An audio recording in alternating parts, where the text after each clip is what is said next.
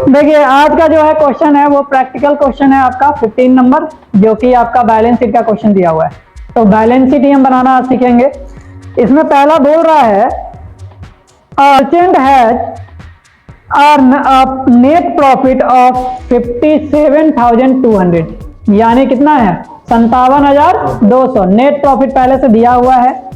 बोल रहा है फॉर द ईयर इंडेड 31 मार्च 2017, और इसका जो है साल का आखिरी दिन दिया हुआ है 31 मार्च को, 31 मार्च को हुआ है 2017 में। बोलता है other balances in his ledger are as under, यानी आपका पहले से जो बैलेंस है जो दिया हुआ है वो लेजर के अंदर ऑलरेडी मेंशन। चलिए देखिए, तो यहाँ पे आपका दिया हुआ है कैश एट बैंक, है ना। तो कैश एट बैंक क्या होता है, एसेट्स होता है।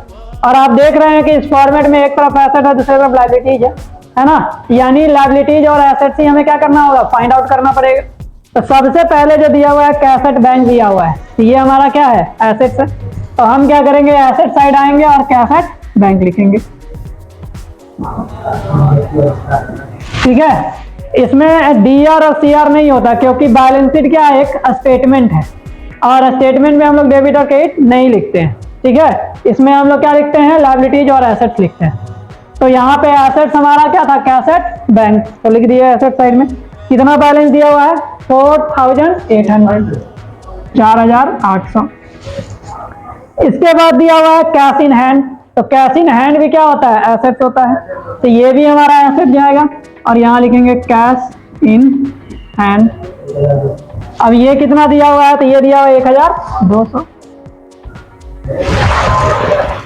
इसके बाद दिया हुआ फर्नीचर एंड फीचर्स, इसका मतलब है ये भी हमारा क्या है, एसेट्स है। फर्नीचर है तो एसेट्स है, तो यहाँ हमारा क्या जाएगा, फर्नीचर। पिक्चर्स है, कितने का हो गया, तो ये दिया हुआ है आपका 7,500। इसके बाद आपका दिया हुआ डेटर्स, तो डेटर्स भी क्या है, एसेट्स है, तो ये भी एसेट्स आ जाएगा। ये कितना हो गया, ये 80,100 रुपया।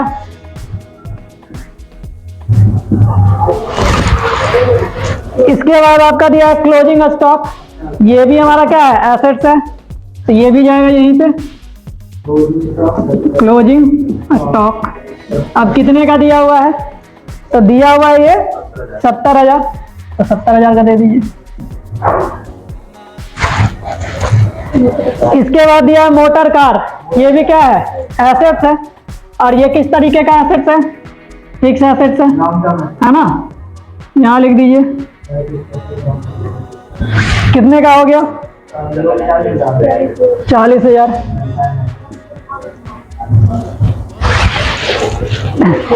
इसके बाद दिया हुआ बिल्डिंग, ये भी हमारा एसेट्स है।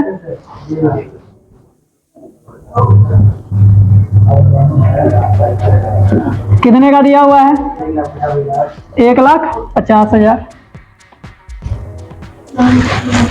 इसके बाद दिया हुआ है प्लांट एंड मशीनरी, ये भी एसेट्स है।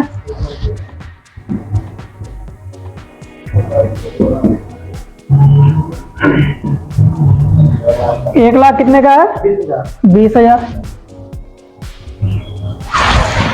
इसके बाद दिया हुआ बिल्स रिसीवेबल, ये भी क्या है, एसेट्स है।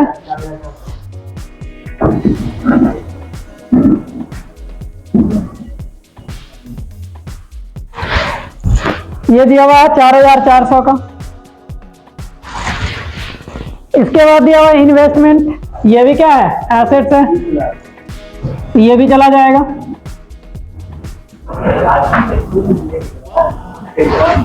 ₹20,000 का दिया हुआ है। इसके बाद दिया हुआ ड्राइंग्स, तो ड्राइंग्स आपको पता है कि ये कैपिटल से क्या होता है, लेस होता है ना।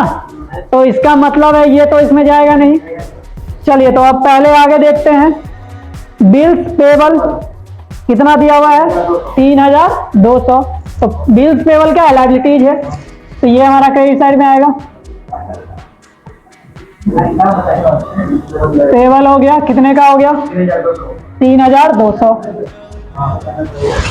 इसके बाद आपका दिया हुआ है क्रेडिटर्स, तो क्रेडिटर्स जो दिया हुआ है वो भी हमारा क्या लायबिलिटीज, तो ये भी हमारा लायबिलिटी साइड आएगा। कितने का दिया हुआ है? 61,300। इसके बाद आपका दिया हुआ लोन, तो लोन भी क्या होता है? लायबिलिटीज है, तो ये भी हमारा जाएगा इसी साइड। कितने का हो गया? 50,000 का।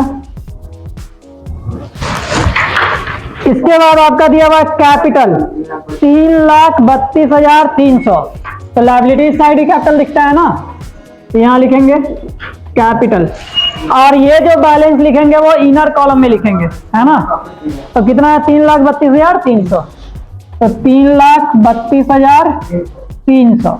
अब इसमें ऐड करेंगे तो क्या ऐड करेंगे? नेट प्रॉफिट, तो इसमें लिखेंगे ऐड नेट प्रॉफिट। तो नेट प्रॉफिट आपका कितना दिया हुआ था? तो नेट प्रॉफिट दिया है 57,200, है ना। तो 57,200 रुपया इसमें क्या करेंगे? ऐड कर देंगे। अब इसका बैलेंस कितना आ जाएगा? 3 2 हो गया 5, 7 2 हो गया 9, 5 3 हो गया 8, और यहाँ हो गया 3। ठीक है, अब क्या करेंगे? तो ड्राइंग एक जगह लिखा हुआ था, ड्राइंग क्या होगा? लेस हो जाएगा इसमें से, तो यहाँ पे हम क्या करेंगे? लिखेंगे लेस, और यहाँ कर देंगे ड्राइंग। अब कितने का ड्राइंग था? तो ड्राइंग था हमारा 6,000 का, तो 6,000 रुपया यहाँ से क्या कीजिए? घटा दीजिए। अब बैलेंस कितना बचेगा? यहाँ बच जाएगा टोटल, हाँ, और 9 में से 6 गया तो कितना बच गया?